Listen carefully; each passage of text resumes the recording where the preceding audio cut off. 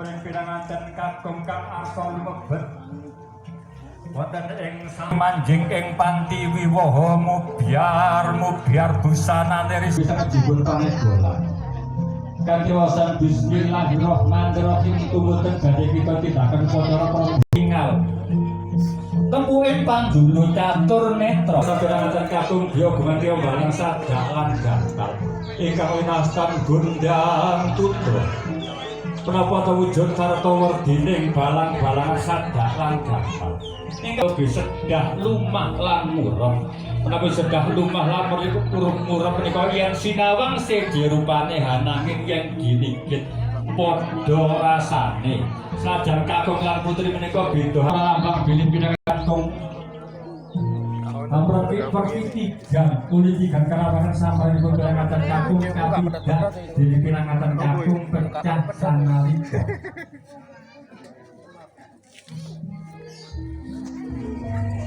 dan ketawasangan sahabat dewasa larat bismillahirrahmanirrahim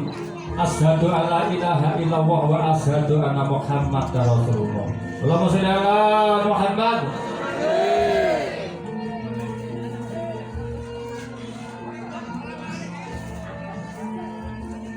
Berkata kakak batin tidak tiga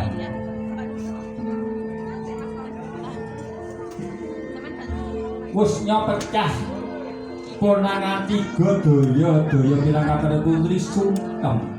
hami jiwi sukunipun kang merokok nikah kang winastan winik jian ya wiji dadi aturipun pirang-pirang kakung diajem coba waspada nompun kakang iki sangka diajem panjenengan kepindhane sinten kakang Ingsun kepindhane Kumajara sira pindhane Dewi Ratu yaktinipun kakang Musyaga maringaken wiji tumuwuh marang jeneng sira nyati Tubiane sane suwunipun kang raka kebak regat nuli amusat suwunipun kang raka kan pinaturaken sembah kalbu sembah kalbu pinaturaken dumateng sopat duka kabeh ya sembah kalbu sira tatampa diajar jeneng jara jinunjung derajat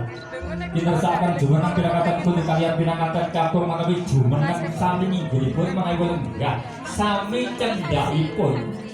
jumaka kekanten asta dereng tebih ngenira jumakah ya pinaringan nunjukake reta wening ingkang mijil saking kendi pratula sinebak